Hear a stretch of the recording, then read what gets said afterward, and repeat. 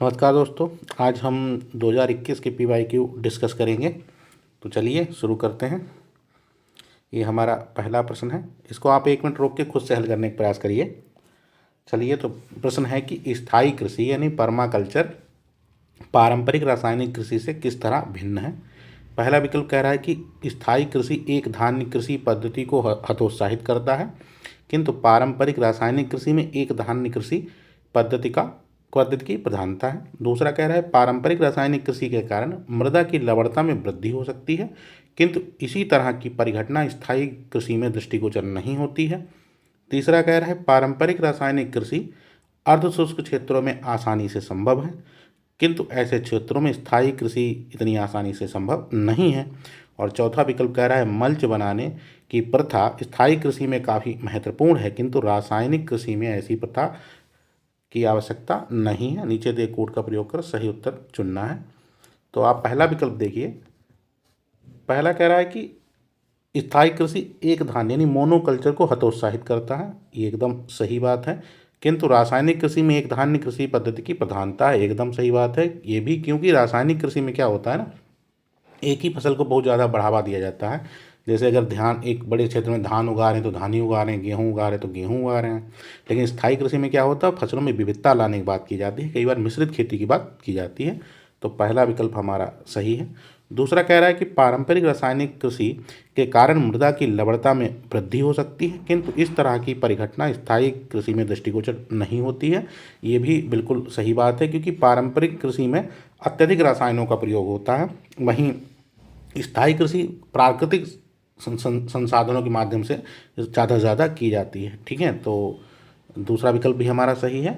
तीसरा कह रहा है पारंपरिक रासायनिक कृषि अर्धशुष्क क्षेत्रों में आसानी से संभव है, किंतु ऐसे क्षेत्रों में स्थायी कृषि इतनी आसानी से संभव नहीं है, एकदम गलत बात है। क्योंकि पारंपरिक कृषि जो होती है उसके लिए अत्यधिक जल की आवश्यकता होती है और रसायनों की आवश्यकता होती है, तो वो अर्धशुष्क क्षेत्रों में उसका होना बड़ा मुश्किल है। और इसके विपरीत स्थायी कृषि में होता है ना, स्थायी कृषि में प्राकृतिक स्रोतों का प्रयोग किया जाता है, यानी मिट्टी की नमी से भी फसलों का उत्पादन किया जाता है। रासायनिक की जगह प्राकृतिक खादों का प्रयोग किया जाता है। तो तीसरा विकल्प हमारा गलत है। चौथा विकल्प कह रहा है मल्च बनाने की प्रथा स्थायी कृषि में काफ़ी महत्वपूर्ण है, किंतु पारंपरिक रासायनिक कृषि में ऐसी प्रथा आवश्यक नहीं है, एकदम सही है। मल्च बनाना मतलब मल्चिंग का अर्थ क्या होता है ना, मिट्टी को सूखे पत्तों या घास से ढक देना ताकि उसकी नमी बनी रहे, और ये स्थायी कृषि में किया जाता है क्योंकि ये उसकी एक बुनियादी प्रक्रिया है।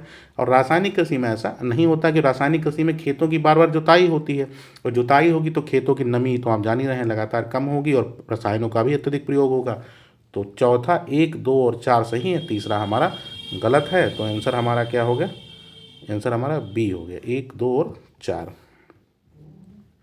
चलिए अगला कह रहा है कि इनमें से किसी एक नदी में मिलती है जो सीधे सिंधु नदी से मिलती है। निम्नलिखित में वह कौन सी नदी है जो सिंधु नदी से सीधे मिलती है। यानी कह रहा है कि इनमें से एक नदी में मिलती है, मतलब एक नदी जो है वो एक नदी में मिलती है, और इससे पहले वह नदी कई नदियों में मिलती है, और फिर वो नदी जाके सीधे सिंधु में मिलती है। तो जैसे अगर हम देखें, तो अगर हम देखें कि झेलम झेलम प्लस रावी, झेलम रावी किससे मिलती हैं, चेनाब से मिलती हैं, चेनाब से मिलती हैं। और चेनाब किस में मिलती है, सीधे सतलज में मिलती है, सतलज में मिलती है। और सतलज सीधे किससे मिलती है, सीधे सिंधु से मिलती है। तो क्या हो गया आंसर हमारा, सतलज, क्योंकि सतलज क्या करती है, सीधे सिंधु से मिलती है। पहले झेलम और रावी चेनाब से मिलती हैं, और चेनाब जो है वो संयुक्त रूप से झेलम रावी का जल लेते हुए सतलज से मिलती है, और सतलज सीधे मिलती है सिंधु से। ठीक है, तो आंसर हमारा क्या हो गया, बी हो गया, सतलज। जैसे ये अगर हम मैप देखें तो ये मैप भी है। ठीक है, जैसे ये देखें आप, तो देखिए झेलम है और ये चेनाब है और ये रावी है, ये दोनों रावी और झेलम दोनों चेनाब से मिलते हैं, और चेनाब संयुक्त रूप से ये सतलज नदी से मिल जाता है, सतलज से मिल जाती है, और सतलज जाके ये सतलज यहाँ मिल रही है और सतलज सीधे इंडस से मिल जाती है, नहीं सिंधु से मिल जाती है। ठीक है, तो आंसर हमारा क्या था, सतलज था। अगला है भारत के संदर्भ में डीडवाना, कुचामन, सरगोल और खाटू किन के नाम हैं। तो जैसे हम जान ही रहे हैं कि डीडवाना क्या है, डीडवाना के बारे में हमने पढ़ा है कि झील है, और अगर हमको याद हो तो झील है, हमको एग्जैक्ट याद है। अगर हम देखें खाटू क्या है, तो खाटू अगर हम सोच सकें तो खाटू श्याम मंदिर भी है, कहाँ है, राजस्थान में है। और डीडवाना, कूचमाना, सरगोल और खाटू, ये चारों के चारों झीलें हैं, लेकिन कैसी झीलें, लवड़ी झीलें हैं। हम अगर ऐसे सोचें कि खाटू कहाँ है, राजस्थान में है, और राजस्थान में पाई जाने वाली झीलें अधिक कैसी हैं, अत्यधिक रूप से लवड़ी हैं, तो लवड़ी झीलें हैं। ठीक है, आंसर हमारा क्या हो गया, बी हो गया, डी हो गया। ठीक है, अगला प्रश्न है कि निम्नलिखित नदियों पर विचार कीजिए। ब्राह्मणी, नागावली, सुवर्णरेखा और वंशधारा, उपयुक्त में से कौन सी नदियाँ पूर्वी घाट से निकलती हैं। ठीक है, अब आप देखिए, पहले दिया हुआ है ब्राह्मणी। ब्राह्मणी कहाँ से निकलती है, रांची के पास से निकलती है। दक्षिणी कोयल और शंख का संयुक्त रूप होकर ब्राह्मणी बनती है, जो कहाँ से आती है, छोटा नागपुर पठार से आती है। तो ये झारसवत पूर्वी घाट से नहीं निकलती है, तो ये हमारा कैंसिल आउट हो गया। अब एक जहाँ जहाँ है उसको हटा दीजिए। अगला कह रहा है कि नागावली चलिए हमको नहीं पता। तीसरी कह रहा है स्वर्ण रेखा, हम स्वर्ण रेखा के बारे में पढ़ते हैं, तो स्वर्ण रेखा कहाँ से निकलती है, ये भी छोटा नागपुर पठार के आसपास निकलती है, तो ये भी गलत हो गया। तो 3 यहाँ भी गलत हो गया। आंसर क्या हो गया, 2 और 4। नागावली और वंशधारा ये दोनों कहाँ से निकलती हैं, ये दोनों की दोनों उड़ीसा के कालाहांडी के पास पूर्वी घाट से निकलती हैं, तो 2 और 4 हमारा आंसर है। अगर हम मैप में देखें तो देखिए ये मैप है। ठीक है, अब देखिए मैप में, देखिए ये नागावली है और ये वंशधारा है, ये दोनों नदियाँ यहीं पे हैं और दोनों लगभग यहाँ से निकल रही हैं ये। ठीक है, तो ये मैप में बहुत साफ दी हुई हैं। बाकी नदियाँ जैसे स्वर्ण रेखा ये देखिए पीछे से आ रही है, ऐसे ये ब्राह्मणी भी पीछे से आ रही है, यानी पूर्वी घाट से पीछे नहीं, छोटा नागपुर से आ रही है। और ये दोनों नदियाँ नागावली और ये वंशधारा, ये दोनों की दोनों कहाँ से आ रही हैं, पूर्वी घाट से आ रही हैं। तो यही पूछ रहा है कि कौन सी नदियाँ पूर्वी घाट से आ रही हैं, तो नागावली और वंशधारा कहाँ से आ रही हैं, पूर्वी घाट से आ रही। तो आंसर हमारा क्या हो गया था, हमारा आंसर हो गया था 2 और 4। चलिए अगले प्रश्न पे चलते हैं।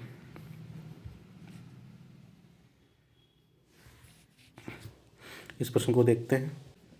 प्रश्न कह रहा है कि वैश्विक सागर आयोग, ग्लोबल ओशन कमीशन, अंतर्राष्ट्रीय जल क्षेत्र में समुद्र स्तरीय यानी सीबेड खोज और खनन के लिए लाइसेंस प्रदान करता है।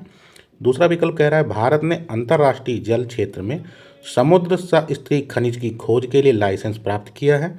और तीसरा विकल्प कह रहा है दुर्लभ मृदा खनिज, रेयर अर्थ मिनरल, अंतर्राष्ट्रीय जल क्षेत्र में समुद्र अर्ध स्थल पर उपलब्ध हैं। उपयुक्त कथनों में से कौन सा सही है। तो अगर हम देखें कि पहला विकल्प कह रहा है ना कि वैश्विक सागर आयोग, ग्लोबल ओशन कमीशन क्या करता है, अंतर्राष्ट्रीय जल क्षेत्र में सीवेड खोज के लिए खनन की लाइसेंस प्रदान करता है, तो ये गलत है, क्योंकि ग्लोबल सागर आयोग क्या करता है, लाइसेंस प्रदान नहीं करता है। ये समुद्र के स्वास्थ्य संबंधी रिपोर्टें जारी करता था, अब ये शायद आयोग समाप्त हो चुका है।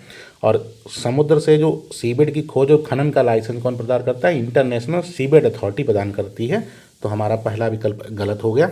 दूसरा कह रहा है कि भारत ने अंतर्राष्ट्रीय जल क्षेत्र में समुद्री स्तरीय खनिज खोज के लाइसेंस प्राप्त किया है, एकदम सही है।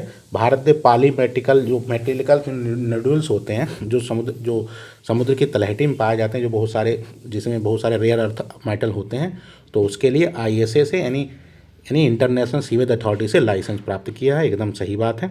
तीसरा कह रहा है दुर्लभ मृदा खनिज अंतर्राष्ट्रीय जल क्षेत्र के में समुद्र आदिस्थल में उपलब्ध है, एकदम बिल्कुल सही बात है। तो 2 और 3 हमारे सही हैं, आंसर हमारा क्या हो गया, आंसर हमारा बी हो गया। ठीक है, तो पहला विकल्प हमारा गलत था। जब भी UPSC ना कोई ऐसी संस्था का नाम दे तो 1 मिनट रुक के सोचना जरूर है कि क्या सही है ये। चलिए अगला प्रश्न देखते हैं। अगला प्रश्न कह रहा है कि निम्नलिखित में से कौन सी फसल न्यूनतम जल दक्ष यानी लीस्ट वाटर एफिशिएंट फसल है। तो मतलब इस शब्द का मतलब क्या हुआ, न्यूनतम जल दक्ष का मतलब क्या हुआ कि कम पानी का उपयोग करके अधिक फसल पैदा करना। जो फसल ज़्यादा पानी पीती है और उससे मुकाबले कम उत्पादन देती है, उसे हम जल दक्ष मानेंगे। ठीक है, अब जैसे देखा जाए तो अब इसमें देखें तो सूरजमुखी है, बाजरा है, अरहर है और गन्ना है। तो इन सब में ना सबसे ज़्यादा पानी जो है, न्यूनतम जल दक्ष जो है वो गन्ना है। ठीक है, गन्ना क्या करता है ना, कहते हैं ना 1 किलो चीनी उत्पादन के लिए हमको 1500 से 3000 लीटर पानी मतलब खर्च करना पड़ता है। तो आप सोच सकते हैं कि गन्ना क्या करता है, सबसे कम पानी न्यूनतम जल दक्ष फसल है। ठीक है, यानी लीस्ट वाटर एफिशिएंट है। तो आंसर हमारा क्या हो गया, गन्ना हो गया। इसके मुकाबले सूरजमुखी, अरहर और बाजरा कम पानी का प्रयोग करते हैं, ठीक है। तो आंसर हमारा क्या हुआ, गन्ना हो गया। वैसे भी हम पढ़ते हैं गन्ना जहाँ उत्पादन होता है वहाँ पानी की बहुत ज़्यादा समस्या होती है, जैसे मराठावाड़ा रीजन जो है वहाँ पानी की बड़ी समस्या रहती है, ठीक है। उसमें एक समस्या गन्ना का अत्यधिक उत्पादन भी है। चलिए अगला प्रश्न देखते हैं, एक सेकेंड। प्रश्न कह रहा है कि निम्नलिखित कथनों पर विचार कीजिए। उष्णकटिबंधीय क्षेत्र में व्यापारिक पवन के प्रभाव के कारण पूर्वी खंडों की तुलना में महासागरों के पश्चिम खंड अधिक उष्ण होते हैं। दूसरा कह रहा है शीतोष्ण क्षेत्र में पश्चिमी पवन पश्चिमी खंडों की तुलना में महासागरों के पूर्वी खंड को अधिक उष्ण बनाता है। उपरोक्त में से कौन सा यह से कथन सही है? तो अगर हम पहला विकल्प देखें तो पहला कह रहा है कि उष्णकटिबंधीय क्षेत्र यानी जो उष्णकटिबंधीय क्षेत्र है वहाँ व्यापारिक पवन के प्रभाव के कारण क्या होता है कि पूर्वी खंडों की तुलना में महासागरों के पश्चिमी खंड अधिक उष्ण होते हैं। अगर हम इसको ऐसे समझें, जैसे हम मान लें कि ये एरिया हो गया हमारा दक्षिण पूर्व एशिया, यानी जहाँ यहाँ ये मालदीव इंडोनेशिया वगैरह है, और इधर ये आपका उत्तरी अमेरिका हो गया, और इधर आपका ये हो गया ब्राज़ील, ये तुम्हारा दक्षिणी अमेरिका, ठीक है। अब क्या होता है, ये कह रहा है कि उष्णकटिबंधीय क्षेत्रों में क्या होता है, व्यापारिक पवन क्या होती है, पूर्व से पश्चिम की ओर चलती हैं। क्या होता है, पूर्व से पश्चिम, यानी इस तरफ से व्यापारिक पवनें इस तरफ चलती हैं, ठीक है, ऐसे चलती हैं। जब ये ऐसे चलती हैं तो क्या करती हैं, जब ये चलती हैं तो अपने साथ क्या करती, समुद्र के ऊपर जो गर्म पानी बहता है उसको भी ले आती हैं, लेते चलती हैं। मतलब जब ये चलेंगी तो अपने साथ समुद्र के ऊपर का जो गर्म पानी होगा उसको भी अपने साथ लेकर आएंगी, और लेकर आएंगी तो इधर इकट्ठा कर देंगी। जब इधर इकट्ठा कर देंगी तो इधर का हिस्सा क्या हो जाएगा, गर्म हो जाएगा। और अगर हम देखें तो ये क्या है, उत्तर, ये दक्षिण, ये है पूरब, ये है पश्चिम, तो ये वाला हिस्सा क्या हो गया, पश्चिम हो गया। पश्चिम हो गया तो पश्चिम क्षेत्र कैसा हो गया, गर्म, क्योंकि ये पवनें अपने साथ क्या हुए, गर्म पानी लेके आ गए इधर। इन्होंने गर्म पानी जब इधर इकट्ठा कर दिया तो ये वाला हिस्सा क्या हो गया, गर्म हो गया। और जब इधर गर्म पानी आ गया तो इधर क्या हुआ, नीचे का ठंडा पानी ऊपर आ गया, तो ये वाला हिस्सा क्या हो गया, ठंडा हो गया। तो पहला विकल्प हमारा सही है, पहला विकल्प हमारा सही हो गया। क्यों? क्योंकि कह रहा है कि व्यापारिक पवन प्रभाव के कारण पूर्वी खंडों की तुलना में महासागरों के पश्चिमी खंड अधिक उष्ण होते हैं। वो इसीलिए होते हैं जब ये पवनें समुद्र के ऊपर बहती हैं तो ये ऊपर से गर्म पानी को अपने साथ बहाकर महासागर के पश्चिमी भाग यानी दक्षिण पूर्वी एशिया, ठीक है, की ओर ले जाती हैं। इसका परिणाम क्या होता है, पश्चिमी भाग में गर्म पानी इकट्ठा हो जाता है, और पूर्वी भाग जैसे पेरू का तट वगैरह हो गया, वहाँ नीचे से ठंडा पानी ऊपर आ जाता है, इसलिए पश्चिमी भाग गर्म हो जाता है और पूर्वी भाग ठंडा हो जाता है। तो पहला विकल्प हमारा एकदम क्लियर हो गया, ठीक है। अब हम दूसरे पे चलते हैं। दूसरा विकल्प कह रहा है कि शीतोष्ण क्षेत्रों में पश्चिमी पवन खंडों की तुलना में महासागरों के पूर्वी खंड अधिक उष्ण बनाता है। तो इसमें क्या होता है कि ये कहानी है मध्य अक्षांशों की, क्योंकि पश्चिमी पवन क्या होता है यहाँ मध्य अक्षांशों में, ठीक है। मध्य अक्षांश मतलब 40 डिग्री 60 डिग्री के आसपास क्या होता है कि ये पवनें क्या करती हैं कि ऐसे समझिए कि मध्य अक्षांशों में शीतोष्ण क्षेत्रों में क्या होता है, हवाएं पश्चिम से पूर्व की ओर चलती है। मतलब अब यहाँ जस्ट उल्टा हो गया, जैसे अगर हम मैप से देखें तो ये मान लीजिए उत्तरी अमेरिका है, ये वाला हिस्सा, एक सेकंड ये नक्शा सही बन जाए, एक सेकंड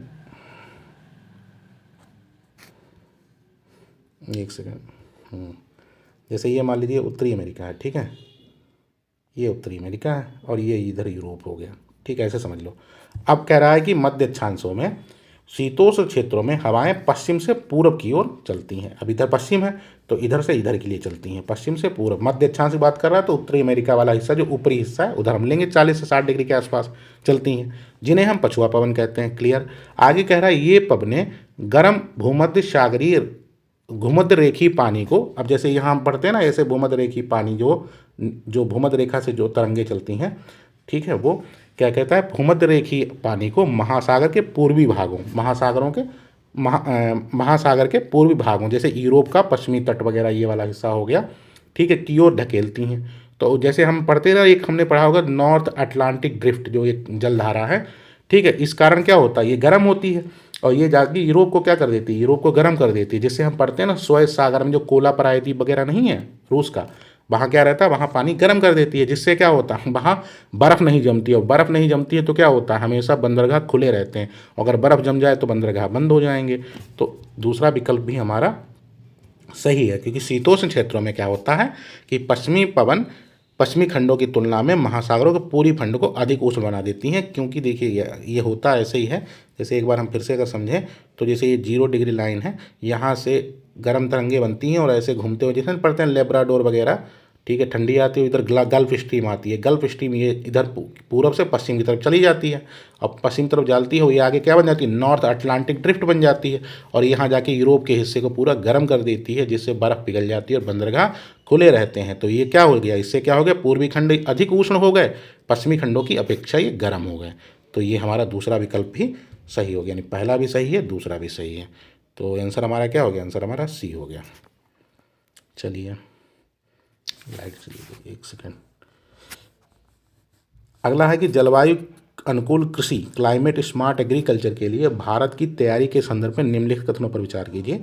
भारत में जलवायु स्मार्ट ग्राम भारत में जलवायु स्मार्ट ग्राम यानी क्लाइमेट स्मार्ट विलेज दृष्टिकोण अंतर्राष्ट्रीय अनुसंधान कार्यक्रम जलवायु परिवर्तन कृषि एवं खाद्य सुरक्षा द्वारा संचालित परियोजना का एक भाग है। दूसरा कह रहा है कि CCAFS परियोजना अंतर्राष्ट्रीय कृषि अनुसंधान हेतु परामर्शदात्री समूह के अधीन संचालित किया जाता है, जिसका मुख्यालय फ्रांस में है।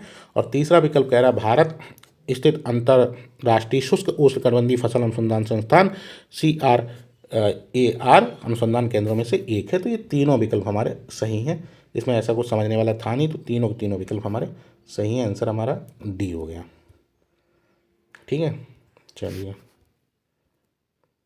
अगला प्रश्न कह रहा है कि पत्ती कूड़ा लीफ लिटर किसी अन्य जीवों में यानी बायोम की तुलना में तेजी से विघटित होते हैं, और इसके परिणाम स्वरूप मिट्टी की सतह प्रायः अनावृत होती है। पेड़ों के अतिरिक्त वन में विविध प्रकार के पौधे होते हैं जो आरोहण द्वारा अधिपादप के रूप में पनपकर पेड़ों के सिर तक पहुंचकर प्रतिस्थित होते हैं और पेड़ों की ऊपरी शाखाओं में जड़ें जमाते हैं। यह किसका एक सबसे सटीक उदाहरण है। तो हम देखते हैं कि ऐसी स्थिति जहाँ तेजी से विघटित होता हो जीवोम, ठीक है, मिट्टी प्रायः अनावृत हो यानी कम उपजाऊ, वनों की अधिकता हो, ये सब कहाँ स्थिति होती है, उष्णकटिबंधीय वर्षा वनों में होती है, ठीक। तो आंसर इसका क्या हो गया, डी हो गया। इस प्रश्न को समझिए। प्रश्न कह रहा है कि सवाना की वनस्पति में बिखरे हुए छोटे वृक्षों के साथ घास के मैदान होते हैं, किंतु विस्तृत क्षेत्र में कोई वृक्ष नहीं होते। ऐसे क्षेत्रों में वन विकास सामान्यतः एक या एकाधिक से कुछ परिस्थितियों के संयोजन के द्वारा नियंत्रित होता है। ऐसी परिस्थितियां निम्नलिखित में से कौन सी हैं। मतलब ये कह रहा है कि सवाना में वन नहीं बन पाते हैं ना, ठीक है, वनों का विकास नहीं हो पाता। इसके लिए क्या कारण जिम्मेदार है। तो पहला कह रहा है बिलकारी प्राणी और दीमक, दूसरा कह रहा है अग्नि, तीसरा कह रहा है चरने वाले तृणभक्षी प्राणी, चौथा कह रहा है मौसमी वर्षा, और पांचवा कह रहा है मृदा के गुण। नीचे दे कोड का प्रयोग कर सही उत्तर चुनिए। अब जैसे पहला विकल्प है बिलकारी प्राणी और दीमक, तो ये वन बनाने में इसकी कोई बहुत महत्वपूर्ण भूमिका नहीं होती है, क्योंकि ये इनका मुख्य रोल क्या होता है, मिट्टी की उर्वरता को बढ़ाए रखना, ठीक है। और तो इस वन विकास को रोकने या नियंत्रित करने में इनकी कोई खास भूमिका नहीं होती है सवाना क्षेत्र में। तो ये हमारा गलत हो गया। दूसरा कह रहा अग्नि, तो अग्नि बिल्कुल सही बात है। अग्नि क्या होती है कि सवाना क्षेत्रों में आग लगती रहती है, जिससे घास तो जलती है, इसके साथ जो छोटे वृक्ष होते हैं वो भी पनप नहीं पाते हैं। तो ये बिल्कुल सही है, वनों को विकास ना होने में अग्नि की बहुत महत्वपूर्ण भूमिका है सवाना क्षेत्रों में। दूसरा कह रहे चरने वाले तृणभक्षी प्राणी, ये भी सही बात है, क्योंकि वहाँ जिराफ हैं, हाथी हैं जो चरते हैं और छोटे छोटे पौधों को भी अपना शिकार मतलब खा लेते हैं। तो जंगल बन ही नहीं पाएगा, पेड़ ही नहीं होंगे तो जंगल कहाँ से बन पाएगा। तो ये भी सही बात है। तीसरा चौथा कह रहा है मौसमी वर्षा, तो ये भी बिल्कुल है, क्योंकि सवाना में एक निश्चित समय ही वर्षा होती है और बाकी समय में सूखा रहता है। वो घास के लिए तो ठीक है, घास तो उग सकती है उस जलवायु में, उस मिट्टी में, उस पानी में, क्योंकि उतनी ज़्यादा वर्षा नहीं होती। घास के लिए वर्षा पर्याप्त होती है, जंगल बनने के लिए पर्याप्त वर्षा नहीं होती है। तो ये हमारा चौथा विकल्प भी सही है। पांचवा कह रहा है मृदा के गुण, तो मृदा एक महत्वपूर्ण कारक तो है, लेकिन सवाना वनों के मुख्य अभाव का कारण वहाँ की जलवायु और जैविक कारक जिम्मेदार हैं, ना कि मृदा के गुण। तो हमारा पांचवी गलत हो गया। तो हमारा सही क्या है, 2, 3 और 4। तो आंसर क्या हुआ, 2, 3, 4, सी हमारा आंसर हो गया, ठीक है। चलिए अगला है हमारा कि पृथ्वी ग्रह में जल के संदर्भ में निम्नलिखित कथनों पर विचार कीजिए।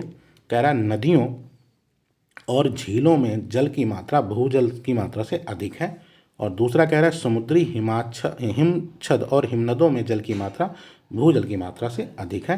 तो पहला विकल्प हमारा गलत है, एक सेकंड, और दूसरा हमारा सही है, ठीक है। ये सीधा सीधा NCERT में भी दिया हुआ है, आप देखिए देखिए सबसे ज़्यादा कह रहा है कि महासागर में है, ठीक है, जल 97। उसके बाद अगर हम शुद्ध जल की बात करें तो ये देखिए सबसे ज़्यादा कहाँ है, बर्फ़ में है, फिर भूमिगत जल है, फिर झीलों में है, फिर तो जो है फिर वायुमंडल में है, फिर नदियों में है, ठीक है। तो यही इसी हिसाब से हम इसको देख सकते हैं, ठीक है। तो सबसे ज़्यादा क्या हो, नदियों और झीलों की जल की मात्रा भूजल की मात्रा से अधिक है, ये गलत है, क्योंकि देखिए सबसे ज़्यादा बर्फ़ के बाद भूमिगत जल ही है, ठीक है। तो आंसर हमारा क्या हो गया था, आंसर हमारा बी हो गया था। चलिए अगला देखते हैं।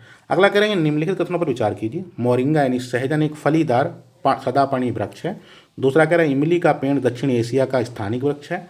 और तीसरा विकल्प कह रहा है भारत में अधिकांश इमली लघु वनोत्पाद के रूप में संग्रहित की जाती है। चौथा कह रहा है भारत में इमली और मोरिंगा के बीज निर्यात किए जाते हैं। पांचवा कह रहा है मोरिंगा और इमली के बीजों का उपयोग जैव ईंधन के उत्पादन में किया जा सकता है। तो उपयुक्त में से कितने कथन सही हैं? तो अगर हम देखें एक एक करके, अगर हम हटाएं तो जैसे, तो पहला है कि जैसे पांचवा विकल्प कह रहे हैं ना, सकता है, मोरिंगा इमली के बीजों का उपयोग जैव ईंधन के उत्पादन में किया जा सकता है, तो हमारा पांचवा सही है, ठीक है। तो पांच जिसमें नहीं उसको काट दीजिए, पांच इसमें नहीं है, देखिए पांच बाकी में। कह रहा है कि भारत में इमली मोरिंगा के बीज का निर्यात करता है, ठीक, चलिए हमको नहीं पता। तीसरा कह रहा है भारत में अधिकांश इमली लघु वनोत्पाद के रूप में संग्रहित की जाती हैं, तो ये एकदम हम लोग पढ़ते ही हैं, तीसरा हमारा सही है। अब तीसरा किसमें नहीं है, तीसरा इसमें नहीं है, इसको काट दीजिए, ठीक है। आगे कह रहा है कि इमली का पेड़ दक्षिण एशिया का स्थानिक है, हमको नहीं पता। अब पहला कह रहा है कि मोरिंगा यानी सहजन वृक्ष एक फलीदार सदापर्णी वृक्ष है, और ये हम देखते हैं कि हमारे यहाँ भी पाया जाता है, और हमने अक्सर इसको देखा होगा, हमने मतलब उत्तर भारत में, कि ये क्या करता है, एक समय पे अपनी पत्तियाँ गिरा देता है, खासतौर बसंत के आसपास। तो ये क्या वो सदापर्णी वृक्ष नहीं हुआ, क्योंकि ये सभी वृक्षों के साथ ही गिराता है। तो ये अगर हम एक को कैंसिल आउट करेंगे ना, तो हम आंसर पे पहली बार में ही पहुंच जाएंगे, हमारा आंसर बी हो जाएगा। लेकिन अगर मान लीजिए हमको एक ना भी पता हो, तो हम इन प्रश्नों के, इन विकल्पों के कारण कम से कम कुछ नज़दीक तो उत्तर के पहुंच ही सकते हैं। तो सीधा सीधा आंसर क्या है कि अगर हम एक को कैंसिल आउट कर दें इसको, तो हम अपने उत्तर तक आराम से पहुँच जाएंगे, ठीक। चलिए अगला देखते हैं। अगला कह रहा है भारत में काली कपास मृदा की रचना निम्नलिखित में से किसके अपक्षेण से हुई है। यानी काली कपास मृदा का निर्माण कैसे हुआ है। तो हम पढ़ते ही हैं कि काली कपास मृदा कैसे होती है, ज्वालामुखी जो चट्टानें होती हैं उनके टूटने और विखंडित होने से बनती है। तो हमारा आंसर क्या हो गया, हमारा आंसर बी हो गया, ठीक है। चलिए थैंक यू, आज इतना ही था, मिलते हैं नेक्स्ट कल 2020 वाले में। लाइक और शेयर कमेंट जरूर करिएगा।